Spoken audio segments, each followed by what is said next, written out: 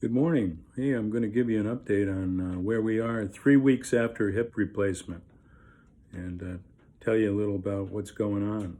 So, um, about 2.5 weeks after hip replacement, I was able to start putting some real weight on my new hip.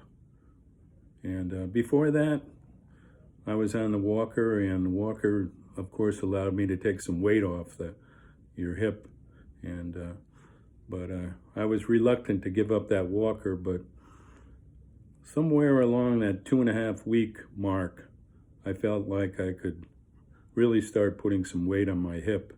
And I don't like pain too much. I don't know anybody that does. So you have time to look ahead and feel like you're really going to have some good days ahead. And so progressively, as the pain diminishes on your new implant, I believe it's where the implant connects to your femur, and your leg is sore, and my leg's been sore, but 2.5 weeks after, nothing compared to prior to my operation. So I want to give you guys an idea that there is life after an implant. And so at the 3 week mark, or 2.5 weeks, I got rid of the walker, truthfully. And I was using a walking stick for a couple of days, and then I found out I can do it without the walking stick. So I started taking short walks down the street, maybe 10, 15 houses down and back, and not going too far, because the further you go, the further you have to come back. So, and then at the 3 week mark, I decided, you know what? I could drive. I felt comfortable enough to get in and out of the car, and I have a standard shift, so the standard shift requires a little more. Because I have my right hip replaced, I have to be able to operate the brake confidently. And if you ever need to slam on the brakes, then you need to have the ability to put pressure on the brake. Not that we need a lot of pressure, because most of our cars are power brake system. But yeah, 3 weeks after, I'm in the car, driving around, everything's cool. And so I got my independence back, let's put it that way. And I can go to the store, and I walk around the house now and never have any help. As the day goes on, the hip gets, of course, sore. And so in the evening, I always ice it, elevate it. And, when you first get up, after sitting for a while, you're stiff.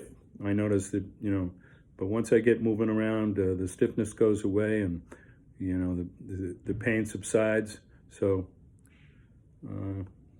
the other thing I've been able to do is, in bed, I'm now able to turn over comfortably, but I do it gingerly, because I know I don't want to dislocate my hip. And so I turn over very gingerly, and to protect that new hip. And I've been to two outpatient physical therapy. The first was pretty much evaluation, and the second, they started introducing me to a lot of leg strengthening exercises, which they gave me a take-home tutorial just on paper, things that I should work on. And the physical therapist told me I should plan on exercising every other day, not every day, or not 5 times a day. To me, that's totally unnecessary. But what you're trying to do is get strength back in your legs. So we have a basement, so I can go down the basement stairs now. We have a good handrail, so I can make sure that I'm not going to have any issues.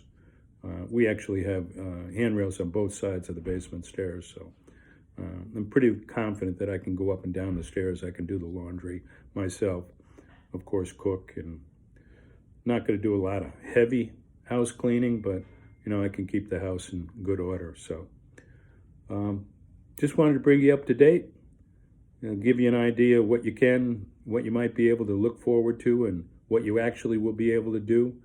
And because You know, when you're talking to a lot of these physical therapists and the doctors, they haven't had hip replacement. They don't know what it's like. They don't know pain level. So, of course, they have a lot of experience with people who've had hip replacements, but everybody's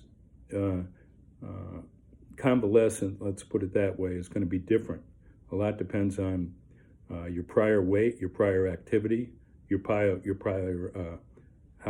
how strong you are prior to the operation, and you know, the stronger you are prior to the operation, the more activity that you've had prior to the operation, then I think you have a chance of a quicker recovery. My guess is that, you know, if you're overweight, that's a real challenge, because there's a lot of the first 3 weeks for me, if I didn't have a fair amount of upper body strength, things I think could have been much, much more difficult. So anyway, hey, you take care. Have a good day. Bye.